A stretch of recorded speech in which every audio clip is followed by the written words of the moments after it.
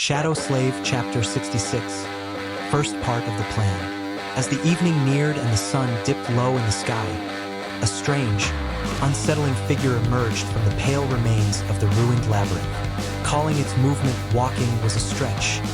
It drifted forward across the sand, dragging its limbs in a sluggish, disjointed rhythm. It resembled a carapace centurion, or at least a crude imitation. The creature's shell was dark, streaked with menacing crimson patterns, and it possessed the torso of a humanoid, 8 segmented legs, and 2 skeletal arms tipped with sharp, sickle-like blades. But despite having all the right pieces, they were mismatched, clumsily arranged as if thrown together by an unskilled craftsman. Its gait was staggered and off-balance. The heavy carapace leaned to one side, occasionally scraping the sand, while its torso swayed forward and back without reason. The sides were awkwardly crossed behind its back, locked in an uncomfortable position. Eventually, one of the blades simply fell off. The faux centurion paused, seemingly confused, then nonchalantly left the severed limb behind and continued toward its destination. If someone had been watching closely, they might have seen the creature had 2 shadows. The first matched its distorted form, but the second was unmistakably human. It briefly revealed itself beneath the first when the limb was dropped, pausing only to raise a hand to its face in an exasperated gesture. Altogether, the scene was absurd, but there was no one around to witness it. Unopposed, the imposter centurion made its way toward the ashen barrow. The sun inched lower, casting a dim orange hue across the horizon. At the base of the great hill, the bizarre centurion collapsed. It froze in place, motionless and askew, a mockery of the other carapace creature that had once knelt at that same spot in solemn reverence. Worse still, it had arrived empty-handed. No soul shard, no offer, and its disgraceful posture didn't help. Perhaps it had come here seeking death. Atop the ashen barrow, the carapace demon stirred. The hulking figure rose from the ashen ground, its gleaming armor shining in the amber light.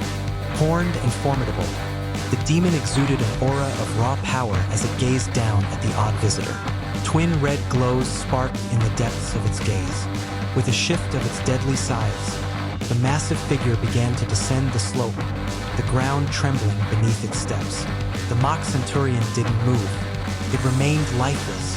The demon approached cautiously, its intelligence guiding it to be wary of deception. The labyrinth was full of predators and traps. Reckless aggression could be fatal. At least that's what Sunny and the others had hoped for. But they were wrong. In a sudden burst of speed, the carapace demon attacked. One swift motion, and its blade sliced cleanly through the imposter's torso. The thick armor shattered like paper. The top half of the creature flew, revealing nothing. It was hollow. Across the hill, Sunny dashed up the slope with Cassie holding onto his back, muttering curses under his breath. Too fast. He had expected more hesitation, more time to reach the tree. But the demon had charged without pause, ruining their timeline. Now he had to improvise. Beneath the scattered remains of the fake centurion, a hidden form stirred. The scavenger echo burst free, scattering shards of chitin with its pincers and charging at the demon, aiming to dash beneath it and disrupt its footing. That had been the plan, to use the shell of a dead centurion to disguise the echo and bait the demon away. While it was distracted, the sleepers would circle the barrow, climb the great tree, and hide in its branches before the echo was dismissed. Simple. Only things hadn't gone according to plan. With the decoy destroyed too early, Sunny had no choice but to command the echo to fight, giving them a chance to reach the tree. It was risky. The scavenger wasn't meant to face the demon. It was just a diversion. But now there was no other option. The echo darted under the towering figure, just like Nephi's had done before when she fought one of the centurions. Only this time, the smaller creature was armored, protected by its own tough shell. Crushing it wouldn't be easy, but the demon wasn't fooled. Reacting swiftly, it twisted its body and struck with a pincer. The scavenger was launched into the air, crashing down with enough force to nearly crack its shell. Sunny grit his teeth. He couldn't recall the echo yet. It was too soon. They needed more time. Ahead, Nephice had already reached the enormous tree. Without pause, she set Cassie down and began climbing the dark trunk, using cracks in the bark for grip. Back below, the wounded Echo stood once again. Its eyes glowed with defiance. Clicking its pincers, it let out a piercing screech and charged once more.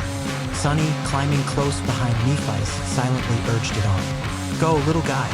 The scavenger sprinted toward the armored nightmare, flanked by two shadows, one monstrous, one human. The carapace demon stepped forward, calm and composed. All four of its arms moved as one. With terrifying precision, it sliced off the scavenger's limbs. Massive claws grabbed its torso and hoisted it into the air. Sunny had no time to respond. A moment later, the demon flexed its arms and tore the Echo apart, rending it into a mangled mess of blood and shell. At the summit, Sunny stumbled. Then came the cold, familiar whisper, "Your Echo has been destroyed."